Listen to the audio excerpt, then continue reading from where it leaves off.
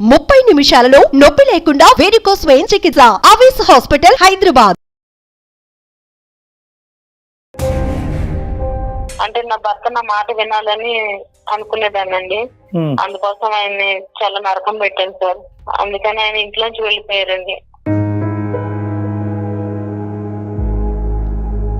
నా కళ్ళకి కనిపించకుండా మొత్తం అంతా ఆమె చేసిందండి. ఒక బంధం ఏర్పడిన తర్వాత గ్రిప్పులు పెట్టాలేంటి, లైన్లు పెట్టాలేంటి, లూపులు పెట్టాలేంటి? మంచి కోరినట్టే నమ్మించిందండి. నా మంచి కోసమే చెప్తున్నారని వినే కదండి నా కాపురాన్ని పాడు చేసుకున్నాను నేను. నా తోటకోళ్ళు నాతో మాట్లాడట్లేదండి. చాలా మాట్లాడినా కూడా చాలా చులకనగా చూస్తుంది ఇప్పుడు. యోగక్షేమాలు తెలుసుకోవాలి కదా, అతను ఎలా ఉన్నాడు, అసలు ఉన్నారా అంటే సారీ ఆయన ఉన్నారో లేదో అని భయం అండి. ఒక్కొక్కరు ఎంతో సంతోషంగా ఉండేవాడు అండి.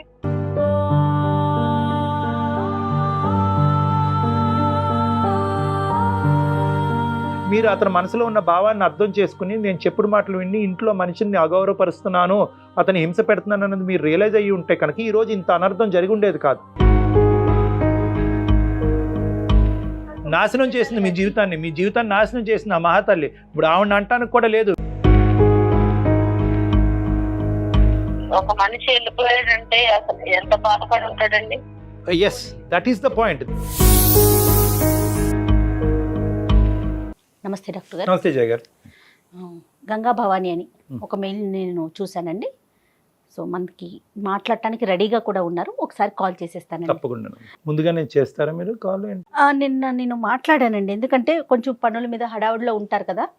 సో ఒకసారి కాల్ చేస్తామండి అని బ్రీఫ్ గా కొంచెం టైమింగ్స్ ప్రిపేర్ చేసి ఉంచుతున్నానండి. అప్పటికప్పుడు అనేసరికి వాళ్ళకి ఇబ్బంది కదా కళ్యాణ్ జీ. కరెక్ట్.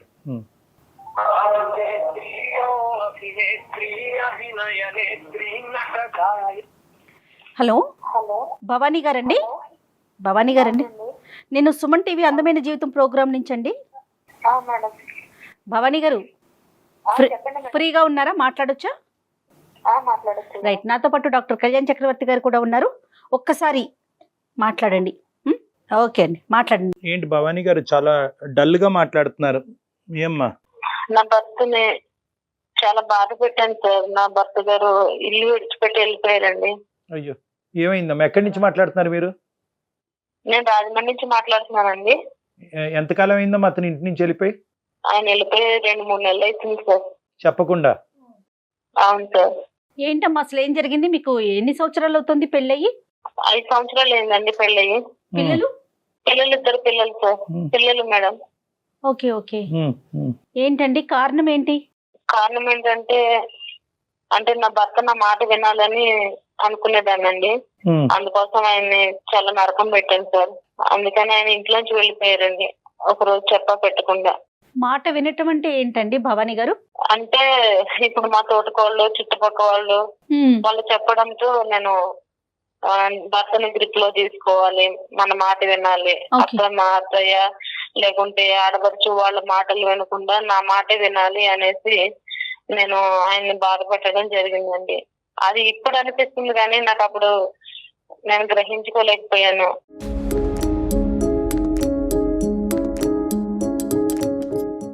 నా పిల్లల్ని చాలా బాగా ఎంతో ఏడుస్తున్నారండి. నేను కూడా ఎంతో ఏడుస్తున్నాను, ఎందుకంటే ఇల్లు విడిచిపెట్టి వెళ్ళిపోయారు కదా. ఇక్కడి వరకు వచ్చేంత వరకు అర్థం కాదమ్మా మనకి. కానీ ఏంటమ్మా, ఏ మాటలు చెప్పేవారు, ఏం వినేవారు, ఏం అడిగి అతన్ని హింస పెట్టేవారు? ఆయన ఉన్నప్పుడు పొద్దున్నే లేచి టీ కూడా పెట్టేదాన్ని కాదండి. అంటే నా మాటే వినాలి, నాతోనే ఉండాలి, నేను చెప్పిందల్లా చెయ్యాలి అనేసి. ఇలా ఉండమని మీకు ఎవరు చెప్పారండి? నాకు మా పక్కింటి వాళ్ళు చెప్పేటోళ్ళండి, మా తోటకోళ్ళు కూడా అండి. మా తోటకోళ్ళండి ఆమె కనిపించకుండా అంతా చేసిందండి. నా కళ్ళకి కనిపించకుండా మొత్తం అంతా ఆమె చేసిందండి.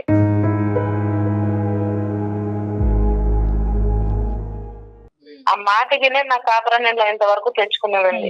కదమ్మా, ఇప్పుడు నీ ఇంట్లో ఏంటి లెక్క అన్నది నీకు బాగా అర్థం అవుతుంది కదా. 5 సంవత్సరాలు 2 పిల్ల కన్నా నువ్వు అసలు నీ భర్త ఏంటి, అతని ఇష్టాలు అయిష్టాలు ఏంటి, ఎక్కడ ఎండగట్టచ్చు, ఎక్కడ అడగచ్చు, ఎక్కడ అడగకూడదు అనే ఎస్టిమేషన్ నీకు ఉండాలి కదమ్మా. అతన్ని వేరే వాళ్ళు చెప్పేది ఏంటి? ఎంత బ్రెయిన్ వాష్ చేసినా కూడా నీ కాపురం గురించి వేరే వాళ్ళు బ్రెయిన్ వాష్ చేయటం ఏంటి? నీ మొగుడు చేజారిపోతాడు, వాళ్ళ సంగతి నీకు తెలియదు, నీకంటే ముందు నేను వచ్చాను, నిన్ను కాళ్ళ కింద తొక్కు పెట్టేస్తారని నా తోటకళ్ళు నాతో చెప్పేదండి.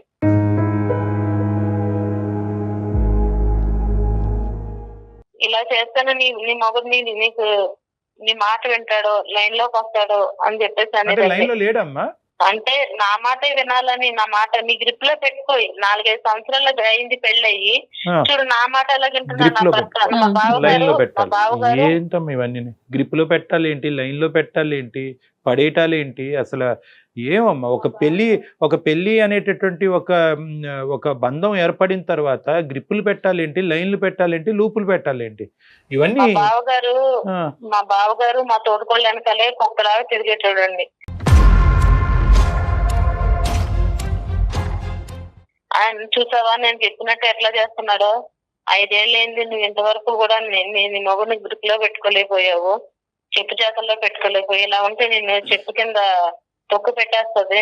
నీ ఆడపడుచు అత్తగారు కూడా ఫస్ట్ లో నన్ను కూడా ఇంతే బాధ పెట్టారు.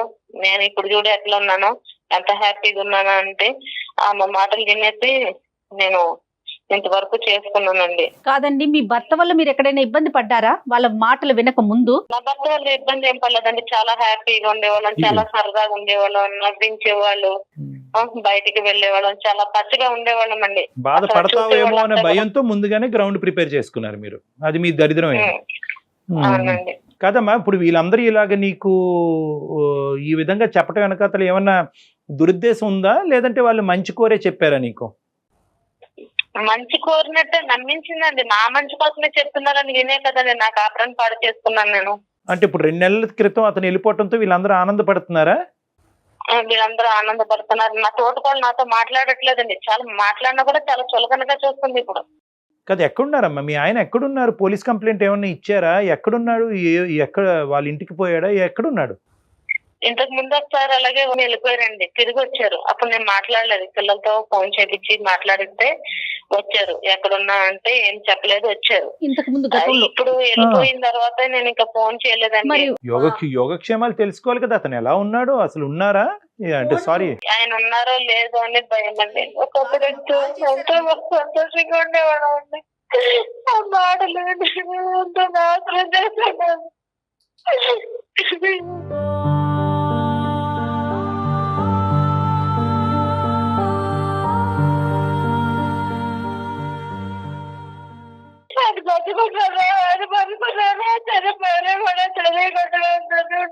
ఏం చేయాలో సాధట్లేదండి.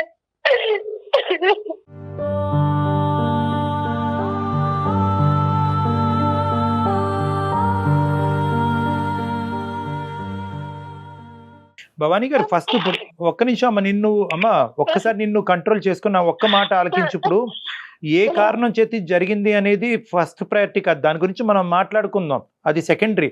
ఫస్ట్ ప్రైమరీగా ఏంటంటే అతని యోగక్షేమాల గురించి తెలుసుకోవాలి. అతను ఎక్కడున్నాడు, పోలీస్ కంప్లైంట్ పెట్టాలా, వాళ్ళకి చెప్పాలా, నువ్వు ఎటువంటి సపోర్ట్ తీసుకోవాలి, ఎవరికి ఫోన్ చేయాలి? ఇప్పుడు వరకు అతనికి నువ్వు ఫోన్ చేయకపోవటం ఏంటమ్మా? ఆయన మాటలు విని అతన్ని ఎంత బాధ పెట్టారంటే వచ్చిన దగ్గరకు వచ్చినా కూడా అన్నం కూడా పెట్టేదాన్ని కదండి. ఇంత బాధ పెట్టా నాకు ఇప్పుడు అర్థమవుతుందండి. మనిషి దూరం అయ్యాక ఆలోచిస్తే నేను ఎంత మూర్ఖంగా ఉన్నాను అన్నట్టు ఇప్పుడు అర్థమవుతుందండి.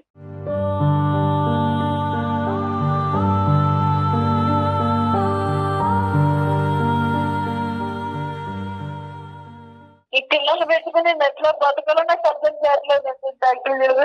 అమ్మ, ఇప్పుడు ఫస్ట్ అండ్ ఫార్మోస్ట్ అతను ఎక్కడున్నారు, ఎలా ఉన్నారో దాన్ని కనుక్కోవటం అనేటటువంటిది ఇంపార్టెంట్. అది మీరు కనుక్కున్నా మాకు అతని నెంబరు, అతను వాళ్ళకి సంబంధించినటువంటి వాళ్ళ నెంబర్ ఇచ్చినా కూడా మేము కూడా మా టీం ద్వారా మేము కనుక్కునే ప్రయత్నం చేస్తాం. ఇప్పుడు అతను వెతికేటటువంటి ప్రయత్నం, అతను వేరే అబౌట్స్ ఏమైనా తెలిసినాయా, దానికి మా సహకారం ఏమైనా కావాలా అని అడుగుతున్నానమ్మా. అవునండి డాక్టర్ గారు, ఆయన ఎక్కడున్నారో తెలియలేదండి. ఫోన్ నెంబర్ ఏమవుతుందండి? కాల్ చేసి ఏమొస్తుంది ఆన్సరు? కాల్ చేస్తే నాకు రెస్పాన్సిబుల్ అవుతుందండి. ఓకే, మరి పోలీస్ కంప్లైంట్ ఇవ్వాలి కదమ్మా. అతను క్షేమంగా ఉన్నారా అమ్మా? ఇచ్చామండి, ఇచ్చానండి. అయినా సరే ఏమేమి నాకు ఆచూకీ తెలియలేదు. వాళ్ళ పేరెంట్స్ కి తెలిసిందా, వాళ్ళ కుటుంబ సభ్యులకు తెలిసిందా ఈ విషయం? తెలిసిందండి. అందరూ నన్నే తిట్టుకొస్తున్నారండి. ఎందుకంటే అతను అంటే ఇంకా ఏమి న్యూస్ లేదమ్మా ఎటువైపు నుంచి కూడా? లేదండి, ఏం ఆచూకీ లేదనండి. ఆచూకీ లేదనే కదండి నేను మెయిల్ చేసింది మీకు. మేము మా సోర్సెస్ ద్వారా కూడా మేము కనుక్కునే ఖచ్చితంగా సుమన్ ప్రయత్నం టీవీ ద్వారా చేస్తాము. ట్రై చేస్తామండి మా టీం ద్వారా. కానీ ఇక్కడ ఏంటంటేనమ్మా, ఈ రోజు అతను క్షేమంగానే ఉంటాడు అనే నమ్మకంతోనే మనం మాట్లాడుకుందాం అమ్మా. ఓకే, ఎందుకంటే బహుశా అతను ఎన్ని విధాలుగా శతవిధాలుగా నీకు ఏ విధంగా చెప్పాలి అని అనుకున్నా కూడా ఆ మెసేజ్ నీకు రీచ్ అవ్వకపోవటం వల్ల, ఇంట్లో భర్త మాట్లాడేటటువంటి మాట కాకుండా వేరే వాళ్ళు చెప్పే మాటలు నమ్ముతుంది నా భార్య అనేది మీకు అర్థం చేసేటటువంటి విధంగా చెప్పుకోలేక అతను పదే పదే చేశాడు. అసలు ఫస్ట్ టైం అతను ఇంట్లోంచి బయటకు వెళ్ళినప్పుడు, వారం రోజుల పాటు వెళ్ళినప్పుడే మీరు అతని మనసులో ఉన్న భావాన్ని అర్థం చేసుకుని, నేను చెప్పుడు మాటలు విని ఇంట్లో మనిషిని అగౌరవపరుస్తున్నాను, అతను హింస పెడుతున్నాను అన్నది మీరు రియలైజ్ అయ్యి ఉంటే కనుక ఈ రోజు ఇంత అనర్థం జరిగి ఉండేది కాదు.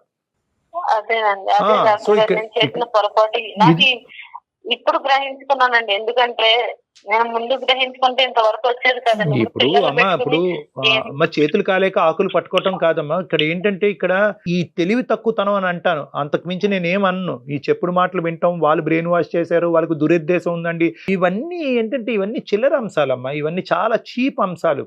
ఇవన్నీ ఏంటంటే ఎప్పుడైతే పెళ్లి కుదిరిందో, పెళ్లి అయ్యిందో మీ ఇద్దరి మధ్యన, అప్పుడే మీ బాండ్ ఎస్టాబ్లిష్ అయినట్టు. అతని గురించి మీరు, మీ గురించి అదర్ బ్లైండ్గా ట్రావెల్ చేయాలన్నమాట. ఇంకా అక్కడ చెప్పుడు మాటలు, గ్రిప్లో పెట్టుకోవటాలు, ఏవేవో ఇవన్నీ మనం చాలా వింటూ ఉంటాం. ఇది కలపండి, అది కలపండి, అది నెత్తుకు రాయండి, ఇచ్చేయండి, ఇలాంటివి ఏవేవో చేస్తూ ఉంటారు. ఇవన్నీ కూడా అమాయకమైనటువంటి చర్యలు, పనికిరాని చర్యలు, బంధాన్ని ఇంకా బలహీనపరిచేటటువంటి చర్యలు ఇవన్నీ. సో ఇప్పటికైనా కూడా నువ్వు అర్థం చేసుకోవాల్సింది ఏంటంటే, ఈరోజు నీ కళ్ళ ద్వారా, నీ మనసు ద్వారా నీ బంధాన్ని నువ్వు చూడాలి, నీ భర్తను నువ్వు చూసుకోవాలి. అతను నీ కళ్ళకి ఏదైతే కనిపిస్తున్నాడో అదే నిజం. వాళ్ళ ఇంట్లో జరిగినటువంటి స్టోరీని తీసుకొచ్చి మన ఇంట్లోకి పూసేటటువంటి ప్రయత్నం చేయకూడదు. వాళ్ళు ఏదో చేశారు కాబట్టి మనం అలా చేస్తే కనుక ఇక్కడ బంధం బలపడుతుందనే పిచ్చి ఆలోచనలు కరెక్ట్ కాదు ఇక్కడ.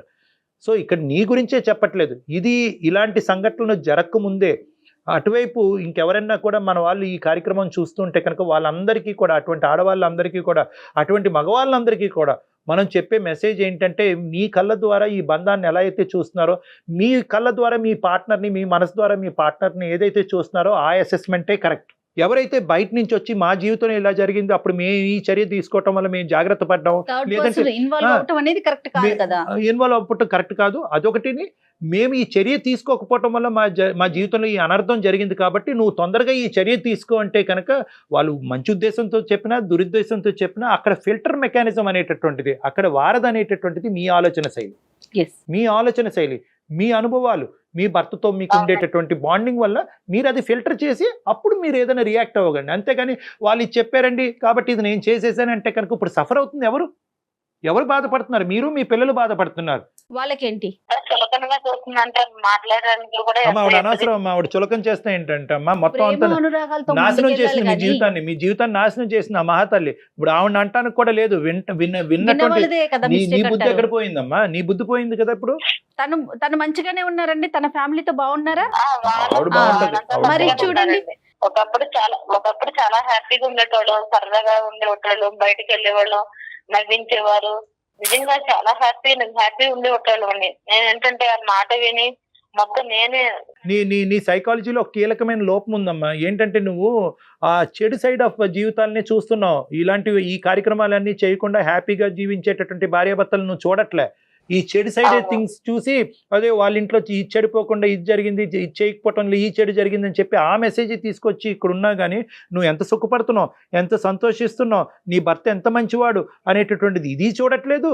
ఇవన్నీ ఈ మంత్రాలు, తంత్రాలు, ఈ మాయలు, ఈ మసిపూసేటటువంటి కార్యక్రమాలు లేకుండా ఎంతమంది భార్యాభర్తలు హ్యాపీగా బతుకుతున్నారని ఆ సైడ్ ఆఫ్ ద థింగ్ కూడా నువ్వు చూడట్లేదు. సో నీ సైకాలజీలో ఏంటంటే నువ్వు చూసే విధానంలో మార్పు రావాలి.